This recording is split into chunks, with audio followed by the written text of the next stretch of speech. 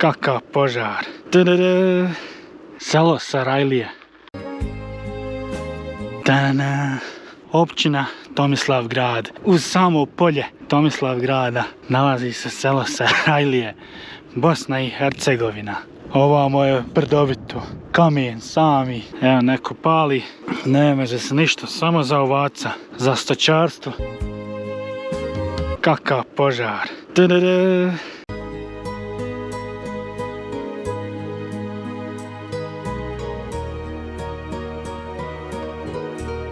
Evo ga, Sarajlije, selo, zanimljivo ime.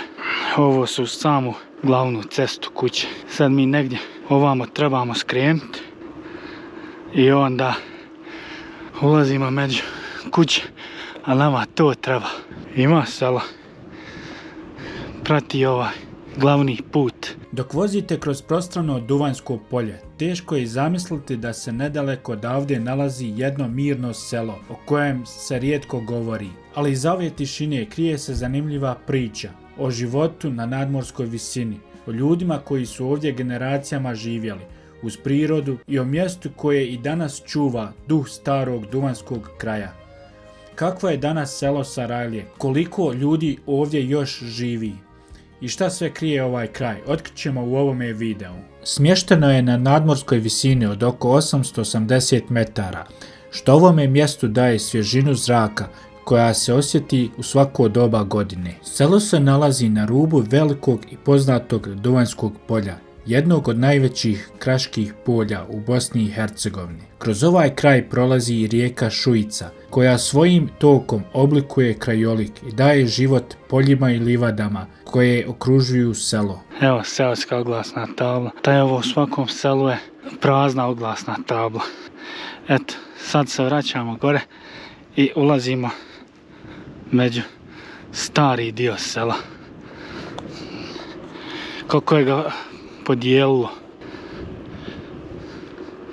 I hajmo mi ovdje među starinu.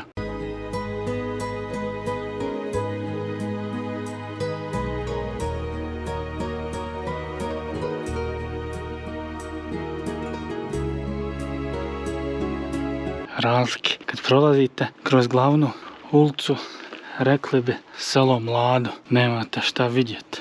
Ali odmah iza maske novih kuća krije se prava historija jednog sela.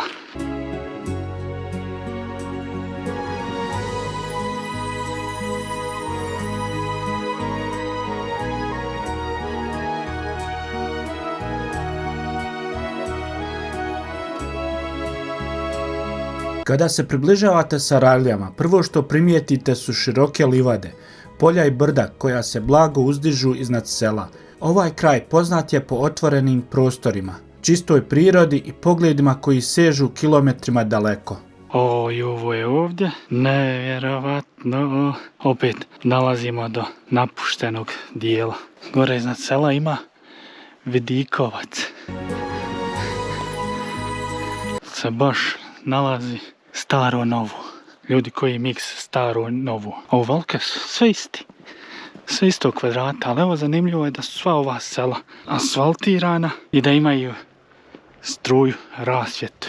Veliki dio stanovništva tradicionalno se bavio uzgojem stoke, posebno ovaca i goveda, jer su prostrane livade i pašnjaci idealni za takvu vrstu života. Imaju oraha, imaju struju, ali nema najvažnije ljudi. Kao i mnoga sela u Bosni i Hercegovini, Sarajlije su kroz posljednje decenije osjetile promjene u broju stanovnika. Mnogi mladi ljudi odlazili su u veće gradove ili inostranstvo u potrazi za poslom i boljim životom.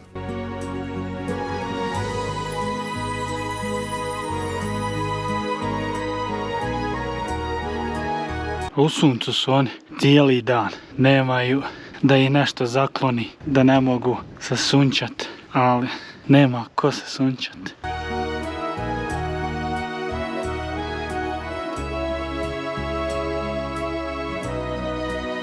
Sarajlije su tipično hercegovačko bosansko selo u kojem su ljudi kroz generacije živjeli od rada na zemlji, stočarstva i poljoprivrede. Selo i dalje ima svoje stanovnike koji ovdje žive tokom cijele godine, ali i one koji se vraćaju vikendom ili tokom ljeta kada selo ponovo oživi.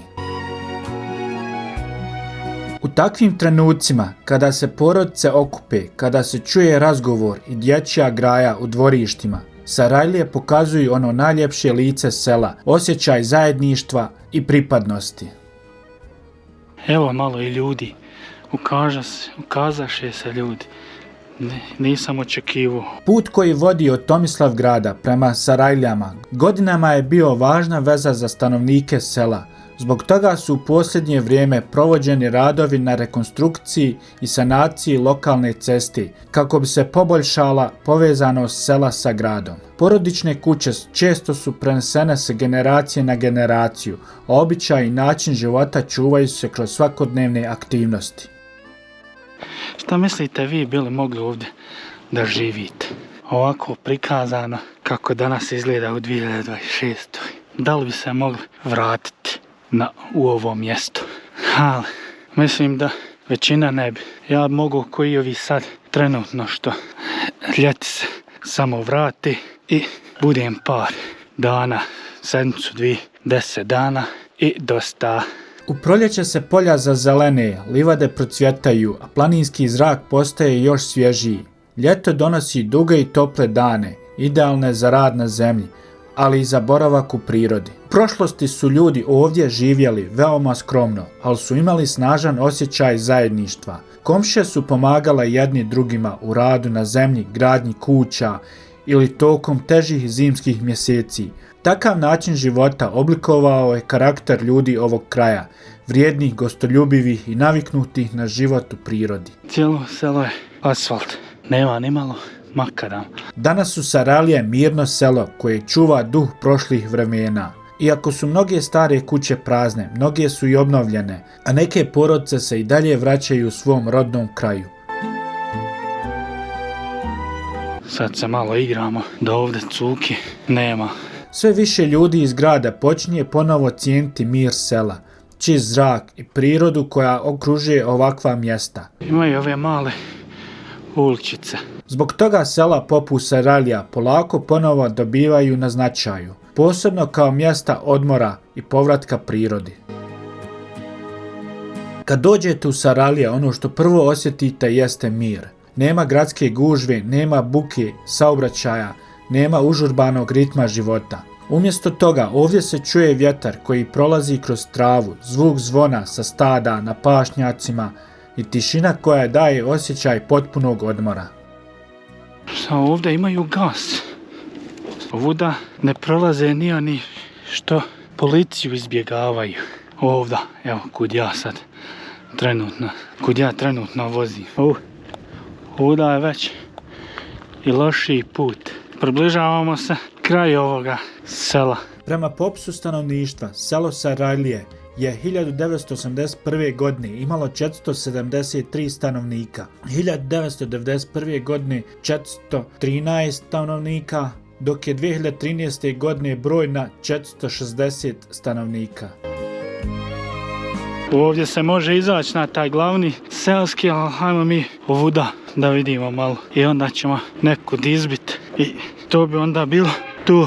Sarajlije možda nisu veliko mjesto, ali su dio bogate priče o Duvanjskom kraju i životu na prostoru zapadne Bosne i Hercegovine. I upravo zbog toga ovakva mjesta imaju posebnu vrijednost, jer podsjećaju na život kakav je nekad bio, ali i na ljepotu koja i dalje postoji, daleko od gradske vreve. Sarajlije nalaze se vrlo blizu Tomislavgrada, udaljenost cestom je približno oko 7 km. Za svakoga ko prvi put dolazi u ovaj kraj, Sarajlije mogu izgledati kao samo još jedno malo selo na karti Bosne i Hercegovine. Evo ga jedan pogled na selo Sarajlija. Ako vam se ljudi svidi ovo, ostavite komentar, zapratite kanal i ostavite lajkić. Hvala puno i vidimo se u sljedećem videu.